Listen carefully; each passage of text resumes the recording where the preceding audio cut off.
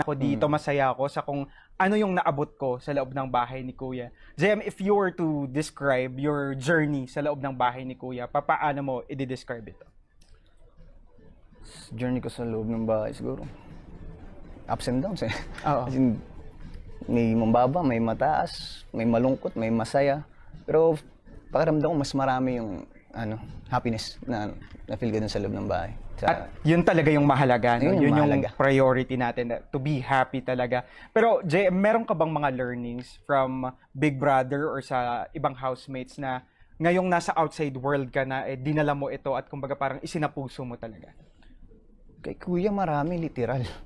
At hanggang ngayon, ang pinakang aral na binabaon ko hanggang ngayon galing kay Kuya, yung man up talaga. Literal na sinabi sa ni Kuya, man up. At malaking tulong sa akin yung man up na yun sa lahat ng bagay, sa magiging open ko, sa tapang, syempre, sa lalaki. At halos sa lahat ng bagay, applicable yung man up na nakuha kay Kuya. Yeah, man up. Here I go. And eto na nga, man up definitely, no? Pero JM, eto, last week nakasama namin dito sa Kapamilya Chat yung ibang mga housemates, of course the Big Four and si Fiang. And sabi niya when I asked her na parang kung sino yung mga taong na sandalan niya kapag during her downtimes, nabanggit ka niya. And can we play the video? Panoorin natin to. Ayun, no? Pero Fiang, yun nga, sabi ko nga parang naging open book na talaga yung story mo, no? Kumbaga through ups and downs mo talaga na witness naming lahat and the housemates talaga. Para sa'yo, sino yung mga taong nasandalan mo during your down moments Parang talaga? alam ko na yung tanong na yan General question. General question talaga. Sige, sino-sino sila? Sino-sino? Syempre, number 1, JM. JM.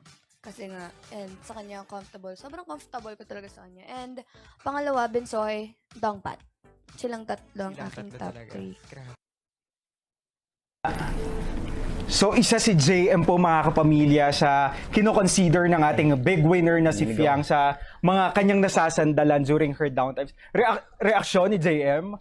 Ay, nanginig talaga na. Ano masasabi mo, bro? Masaya. Bakit parang iba yung ngiti niya nung nabanggit?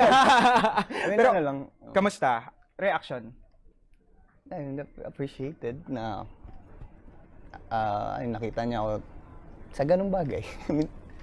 Ewan! Pero JM, ikaw ba, do you feel the same kay Fiang na kapag may mga problema ka, isa rin ba siya sa mga taong nasasandalan mo?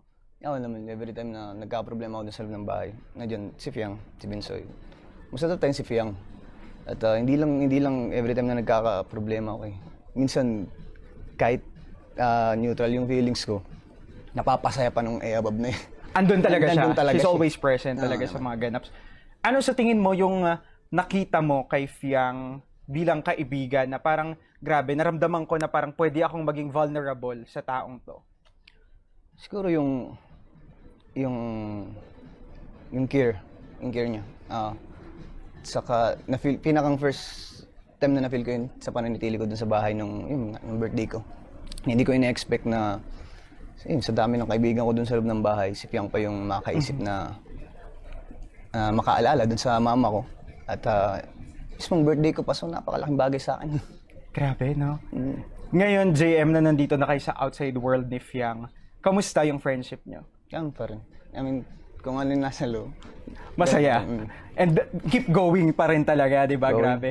Pero ito, JM, kanina nag-post nga kami sa social media ng mga questions at ilan to sa ating mga nakuhang katanungan. Let's start with this first question. Sabi ni I'm Aya. What was the one thing you miss doing the most from the outside world while you were inside the PBB house?